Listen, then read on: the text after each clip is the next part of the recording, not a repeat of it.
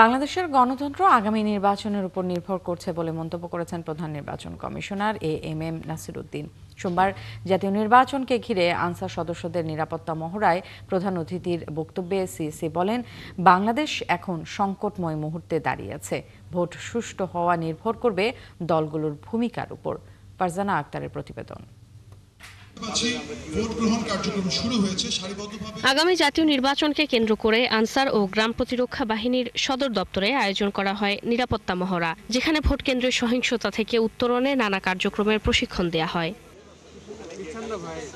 নির্বাচনে প্রায় ৫ লাখ সদস্য মোতায়েন হবে বলে জানান আনসার ও গ্রাম প্রতিরক্ষা বাহিনীর মহাপরিচালক। উপজেলা বা ইউনিয়ন পর্যায়ে তাদেরকে আমরা যারা অভিজ্ঞতা সম্পন্ন, যারা আগে অনেকগুলো দীর্ঘদিন ধরে আমাদের প্রান্তিক পর্যায়ে বিভিন্ন অভিজ্ঞতা অর্জন করেছে, এই ধরনের পরিস্থিতি মূল্যায়নে তারা ভালো ভূমিকা রাখে, তাদেরকে আমরা ফিল্টারিং করে নির্বাচনী প্রক্রিয়ার সাথে সম্পৃক্ত করার আগে আমরা যাচাই বাছাই করে নিচ্ছি। অনুষ্ঠানে প্রধান অতিথি হিসেবে উপস্থিত ছিলেন সিইসি এএমএম নাসির উদ্দিন। তিনি বলেন, দেশ এখন সংকটময় মুহূর্তে দাঁড়িয়ে আছে। বাংলাদেশ এখন খুব একটা সংকটময় মুহূর্তে দাঁড়িয়ে আছে।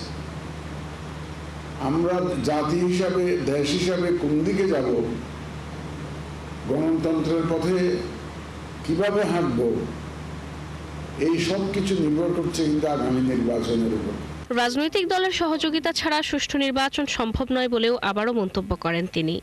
আমি সারা কেন্দ্র যদি আনসার, বিডিপি, আর্মি দিয়ে ভরে ফেলি, যদি রাজনৈতিক দলগুলো যদি সহযোগিতা প্রত্যাশিত মাত্রায় না করে, ওনারা তো মেজর প্লেয়ার, একটা মেজর প্লেয়ার, সুতরাং সব এরা একটা বড় অংশীজন, ভোটাররা একটা বড় অংশীজন।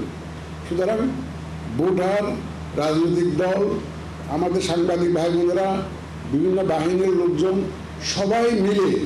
আমরা সবাই মিলে ইনশাল্লাহ একটা প্রত্যাশিত সুন্দর নির্বাচন জাতিকে উপহার দেব। এআই এর অপব্যবহার করে সামাজিক যোগাযোগ মাধ্যমে যে কোনো অপপ্রচারের বিষয়ে সবাইকে সচেতন থাকার আহ্বান জানান প্রধান নির্বাচন কমিশনার। সোশ্যাল মিডিয়া এই ক্ষেত্রে আপনারাও একটু ভূমিকা রাখবেন। ফারজানা আক্তার, ৭১, ঢাকা।